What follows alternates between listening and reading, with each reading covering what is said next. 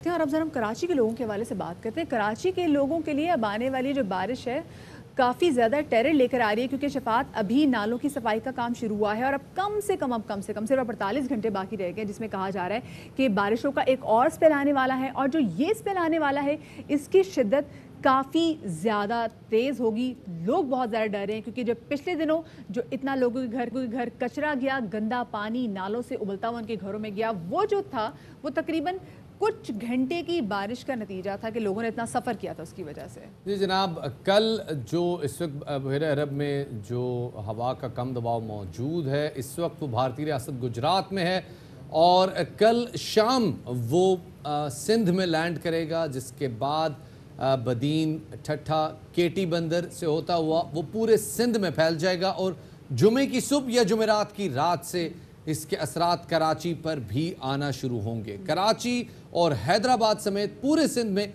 Urban flooding का खतरा है और महकमा मौसमियात के मुताबिक जुमेरात की शाम या रात से खलीज बंगाल में मानसून का सिस्टम सिंध में दाखिल होगा। बिल्कुल जी, वफाकी और सूबाई हुकूमतों के मुश्तरका फैसले के तहत नालों की सफाई के काम पर आवाम काफ़ी ज़्यादा मुतमईन भी दिखाई दे रही है। FW गुजर नाले की सफाई के बाद अब जो बाकी दीगर नाले हैं उस पर भी काम शुरू कर दिया गया है। वफाकी वज़ीर असद उमर का अपने ट्वीट में कहना है कि सिंध में पीपल्स पार्टी 22 साल से इक़्तिदार में है और इसके बावजूद वज़ीर आज़म को कराची की सफाई के लिए वफाकी इदारों को कराची में भेजना पड़ा और ये पाकिस्तान पीपल्स पार्टी की कराची में मुजरिमाना गफलत है। वफाकी वज़ीर दूसरी जानब अली ज़ैदी ने कहा है कि पीपल्स पार्टी कराची में कचरा उठाने और बारिश के पानी की निकासी का बुनियादी काम नहीं कर सकी। खुर्रम शेर ज़मान वो कहते हैं कि जी विफाक से सिंध को टेक ओवर करने का उन्होंने मुतालबा किया है और साथ में भी कहते हैं कि पाकिस्तान पीपल्स पार्टी हक में हुक्मरानी खो चुकी है, सियासी बैन लगा देना चाहिए। दूसरी जानिब कराची चैम्बर ऑफ कॉमर्स ने कराची को 5 साल के लिए फ़ौज के हवाले करने का फैसला किया है। ताजरानुमा चेयरमैन सिराज कासिम तेली का कहना है कि सिर्फ फ़ौज की निगरानी में ही इंफ्रास्ट्रक्चर मसाइल का हल मुमकिन नहीं है। कासिम सिराज तेली साहब का क्या कहना था, आपको सुनवाते हैं। 5 साल के लिए कराची को फौज के हवाले कर दिया जाए तो ये पानी का मामला, बिजली का मामला, रोड का, सीवरेज का, ये 5 साल में देना पड़ेगा फौज को ठीक कराने के लिए। और फौज से भी रिक्वेस्ट है कि वो हमारी इस रिक्वेस्ट को माने। इमरान खान से रिक्वेस्ट है कि वो करवाए। मुतालबा बड़ी तेज़ी से आ रहा है कि कराची को फेडरल टेरिटरी डिक्लेयर कर देना चाहिए, यही मसाइल का हल है। इस हवाले से बात करने के लिए हमारे साथ मौजूद हैं कराची से तहरीक इंसाफ के रुकन कौमी असम्बली जनाब डॉक्टर आमिर लियाकत हुसैन, उन्हें शामिल गुफ्तगू करते हैं। डॉक्टर साहब अस्सलाम वालेकुम, बहुत शुक्रिया हमें वक्त देने के लिए। डॉक्टर साहब पहले तो ये बताइएगा कि ये जो मुतालबा है कराची को फेडरल टेरिटरी डिक्लेयर कर देने का, आपको लगता है कि ये सारे मसाइल का हल है? बहुत बहुत शुक्रिया शफात, बहुत शुक्रिया मदिया। सबसे पहले तो आज यौम इस्तिसाल कश्मीर के मौके पर मैं पूरी कश्मीरी कौम के साथ इज़हार यकजहती करना चाहता हूँ और उन्हें पैगाम देना चाहता हूँ कि इंशाअल्लाह ताला बहुत जल्द उनकी तकलीफ़ और दुख के दिन ख़त्म होंगे, क्योंकि उनको सफ़ीर बहुत अच्छा मिल गया है जिसका नाम है इमरान खान।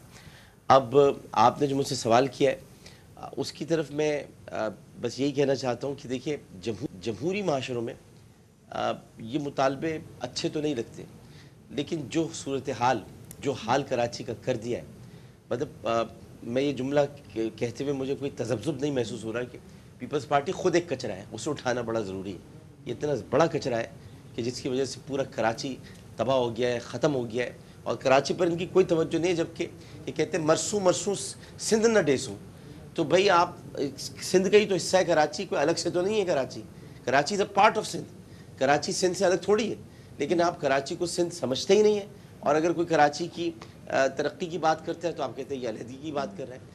तो अगर ताजरों ने या तज्जार बरादरी ने या बड़ी तरफ से ये आवाज़ें आ रही हैं कि फ़ौज के हवाले कर दिया जाए, तो वो ये नहीं कह रहे कि खुदा न खास्ता या मार्शल लॉ आ जाए या किसी तरह से आर्मी आ जाए। जमहूरी माशरों में ऐसा होता नहीं। उनका कहना यह है कि फ़ौज इंतज़ामी तौर पर निगरानी करे, क्योंकि फ़ौज ही हालत अमन और हालत जंग में शहरियों के लिए कारआमद साबित होती है। तो मैं तो इस मुतालबे की भरपूर हिमायत करता हूँ कि इंतज़ामी तौर पर फ़ौज को जो है वो यहाँ पर सारे इंतजाम देखने चाहिए। वही कर सकते हैं, वही आए हैं, उन्होंने यहाँ के नेशनल डिजास्टर मैनेजमेंट सेल जो है वो काम कर रहा है, वरना यहाँ कौन काम कर रहा था, किसको ज़रूरत थी काम करने की, तो उन्होंने तो काम कर दिखाया। मैं तो चीखता ही रह गया, मैं तो पहले दिन से चीख रहा था। बिजली के मामले से मैं चीखना शुरू हुआ, पानी पर, फिर मैं खान साहब से मिला, उनको सब ये चीज़ें बताई।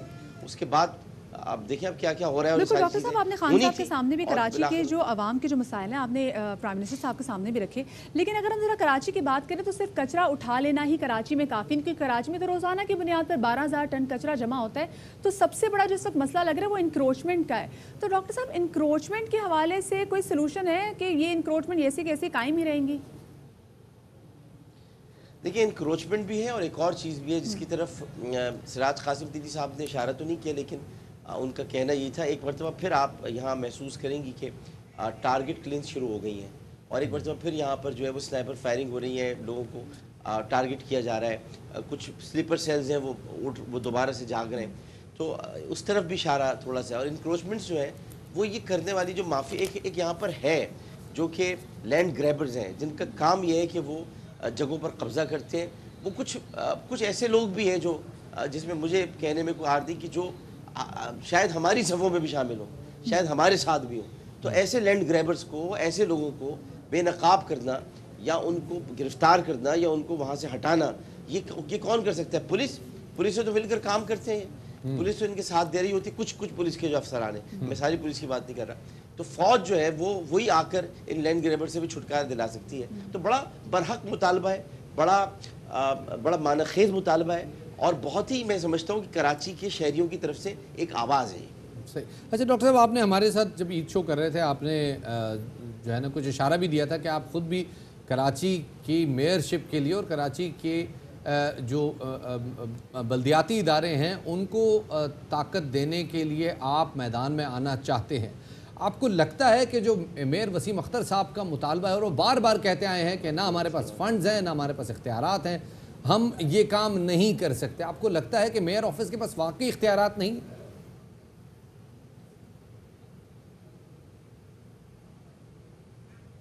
ڈاکٹر صاحب جی اس میں کوئی شک نہیں ہے. میں اس سے بالکل اس بات سے میں اختلاف نہیں کرتا. بالکل میئر کے پاس کوئی اختیار نہیں ہے. اور یہ ناصر شاہ جب آ کر کہتے ہیں کوئی ضرورت نہیں ہے فوج کی، یہ انہوں نے کہا تھا نا.